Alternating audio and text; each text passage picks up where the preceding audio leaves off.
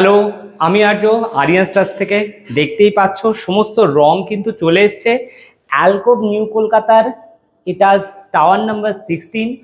অতনু আর তনুশ্রীর সুন্দর 1 BHK flat সেজে উঠবে এই কালারফুল রং দিয়ে। তো এই রংগুলো আমরা ইউজ করছি সবই এশিয়ান পেন্টসের।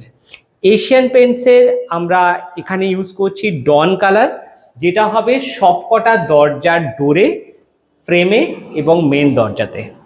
আচ্ছা, এবার দেখাচ্ছি এটা সিটিং এরিয়াতে। কালারটা আমি জানি না ক্যামেরায় কতটা বোঝা যাবে, এখানে মার্ক করা আছে।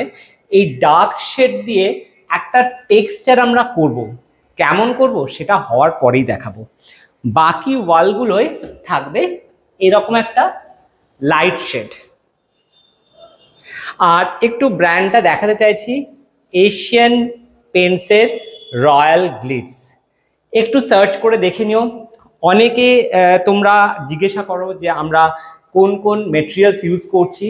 আজকের এই ভিডিওটায় আমরা কালার রিগার্ডিং যে মেটেরিয়ালসগুলো ইউজ করছি তার উপরই।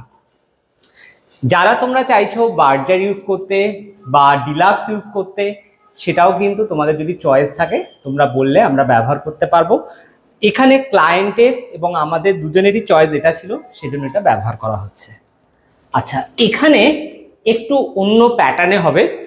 সিটিং এরিয়াতে আর ডাইনিং এরিয়াতে আর কিচেনে যে সেপারেটারটা আছে, এখানে আমরা এই ডার্ক শেডটা দেব।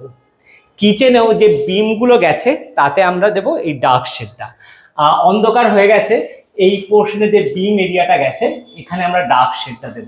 একটু অন্যরকম লুকস আনার চেষ্টা করছি। এবার এই কালারটা ক্লায়েন্টের রিকোয়ারমেন্ট ছিল যে ব্যালকনির যেহেতু নিচ পোর্শনটা দেওয়ার জন্য। তো এখানে অ্যালকোভ নিউ কলকাতায় তোমরা জানো অনেক রেস্ট্রিকশনস আছে, তো পারমিশন নেওয়া হয়েছে। এই ওয়ালটাতে কোনো কিছু করা যাচ্ছে না, যেহেতু বাইরে থেকে দেখা যাবে। বাইরে থেকে দেখা যাবে না এমন পোর্শনটায় আমরা ডার্ক শেডটা দিচ্ছি, আর হোয়াইট পোর্শনটাতে যেটা লাইট কালার আছে সেটা দেওয়া হচ্ছে। এটা গেল সিটিং এরিয়ার কালারটা।